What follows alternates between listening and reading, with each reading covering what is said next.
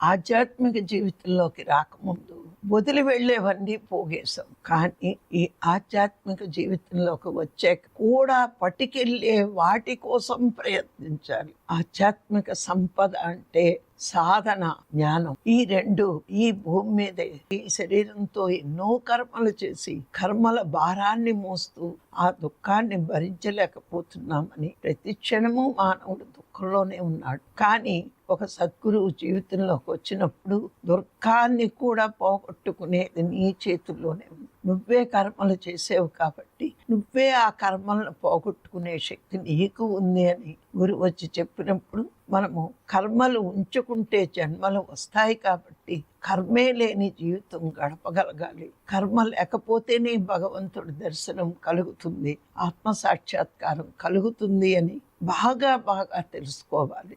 నాకెప్పుడు జరుగుతుంది ఆత్మ సాక్షాత్కారం అని మీకు అందరినీ అడగాల్సిన అవసరం లేదు. మనకి ఇంకా సాక్షాత్కారం కలగలేదు అంటే మనకి ఇంకా కర్మలు ఉన్నాయి. మనకి ఆకలి వేస్తే ఆకలిని పోగొట్టుకోవడానికి అన్ని రకాలుగా తింటున్నాం, అది బాగా తెలుసు. ఎందుకంటే పుట్టినప్పటి నుంచి అలవాటే, అన్ని జన్మల్లోని అలవాటే. కానీ ఇక్కడ సద్గురు వచ్చిన సంస్కారహీనుడికి మరి ఆ సత్యం తెలిసినా సరే కర్మలను పోగొట్టుకునే మార్గం జ్ఞానమే.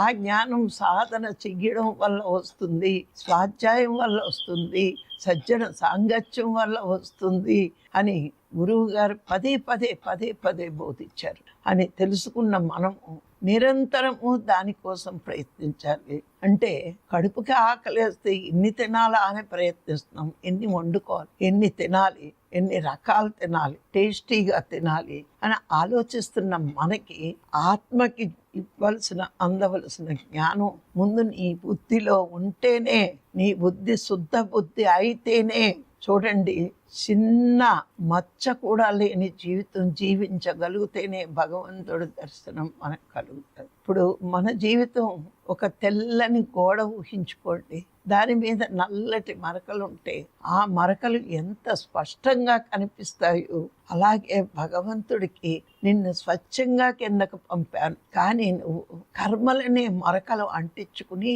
పైకి వస్తానంటే నేను ఒప్పుకోను.